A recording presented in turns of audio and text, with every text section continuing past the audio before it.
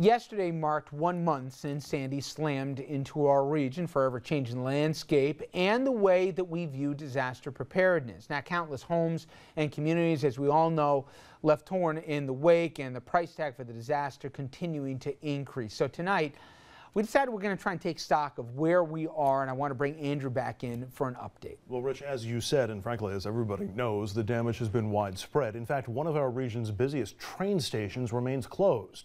So remember these images from the PATH station there in Hoboken when it was flooded with 8 feet of water during Superstorm Sandy. And while crews continue to work around the clock to make repairs, it will be a while before commuters can board the trains there. $300 million in damages to the PATH trains infrastructure will not be a quick fix.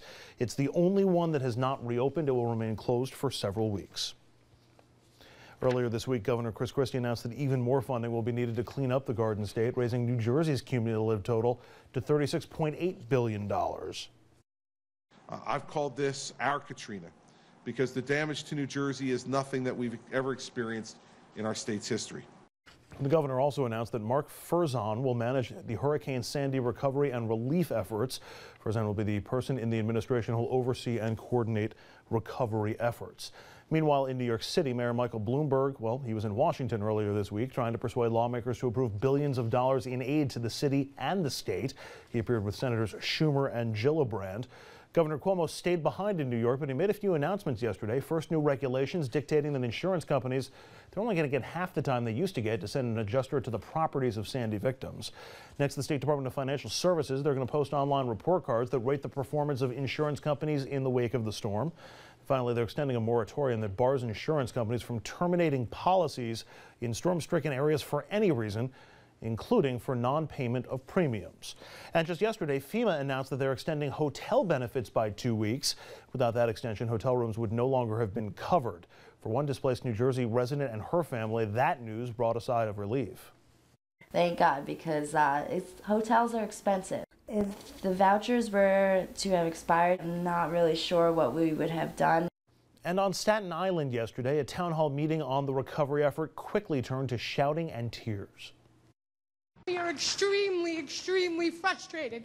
No one is doing what's right for us. You think it's a joke? You really think it's a joke? Huh? You go home for the holidays. I don't. But you sit there and don't smile. You know what? I wish it was election because you would do better this year. It's not safe for us to live there. The next storm that hits, everybody is going to be vulnerable. People on Staten Island angry in part because they suffered some of the worst damage. They also feel like they haven't gotten the same level of help. Some parts of the borough look almost the same as they did a few days after the storm hit. Meanwhile, confusion plaguing residents there trying to figure out if they can even rebuild, and if so, how. On Staten Island, a couple of blocks from the ocean, John Toto lost his restaurant. It's been in the family since the 1930s. And a block away, this is all that's left of his 2-bedroom home built back in the 20s. If I only lost one entity, okay, it would be obviously half as difficult, okay? But to try to do 2 things at one time, the home and the business, it's just impossible. For now, John's focusing on his business, but because the damage is called flooding only, he's been offered $5,000 in insurance money. That's it. Also, he has no idea how to rebuild. Neither do his neighbors. What rebuilding rules apply? Will the city allow putting the same structures right back where they were? I don't know. I don't know what the answer is either. You know what I mean? But you got to allow people to get back on their feet. The mayor believes new rebuilding codes apply, but should Sandy victims be an exemption? We have to change the law. The law is the building code is a law, and you can't violate the law.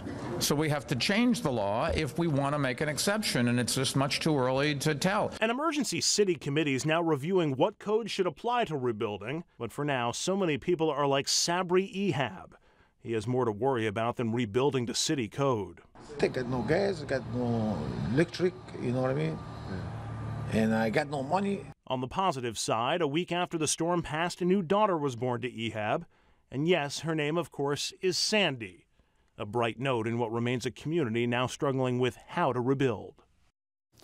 That special city committee is looking to what rules will apply to rebuilding and how far people have to be from the ocean in order to rebuild. Beyond New York City, FEMA expects to release new flood control guidelines within the week, regulations that could change the minimum elevation required for homes in the region. The first floor of new homes or those requiring significant repairs, they'll have to meet the new base flood elevation figure. Homes that weren't impacted will only need minor repairs. They aren't going to have to meet any new requirements.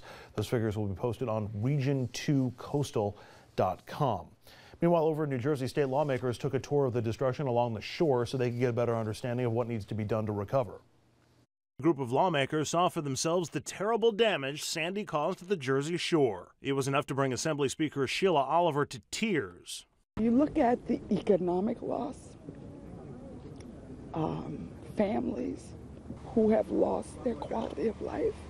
I think the most important thing is to come here, talk to the mayors, find out what worked, what didn't work, figure out where they need help. I want these lawmakers to see it because these are the people that are going to give funding for my town. And you know, if you got to see it in person, the devastation. And watch what you're doing. Look down. Make sure you see where you're walking. Yeah. The group visited the shredded Casino Pier in Seaside Heights, where the remains of the submerged Jetstar roller coaster have become the iconic image of Sandy's wrath. Eventually, the hulking structure will be pulled away from the surf.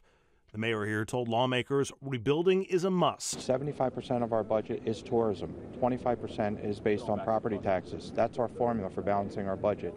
Without us being open, we're out of business. Lawmakers also visited the burned-out remains of what used to be Camp Osborne in Brick, a tiny beach community that burned to the ground in a fire fed by broken gas lines.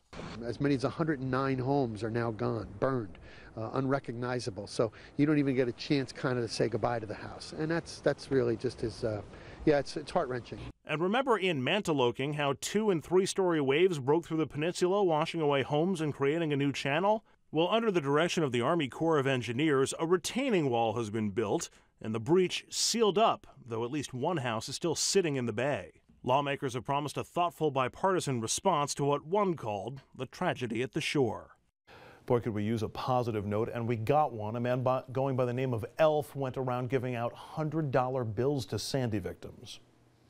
Make it a little bit better for you and your daughters. Are you serious? I'm serious. Merry Christmas. Put that away. No, you can't. I'm serious. Give me a hug. I gotta go. Oh my God. See you, sweetie. See if you can't do a little bit more shopping today, okay? Buy something a little bit more than what you would have bought before, all right? And just kind of pass the kindness on down the road, all right? Okay. I love you. Merry Christmas. I have birthdays back to back, Christmas, and it's like I have no income right now, and oh gosh. Oh, I feel like I just got $1 million. It's only 100, but God is good all the time. Nice story. Yeah. Nice story. Obviously, a long road ahead, everybody, and there's some real challenges. We're going to get into that in the weeks ahead. But for tonight, let's leave on that note for that story. All right, when we come back here, we're going to get into some other big issues here. We're going to be talking about some big debates laying forward, but also we're going to talk about General Petraeus and a possible return back to public life here. We'll talk more about that after the break. Stay with us.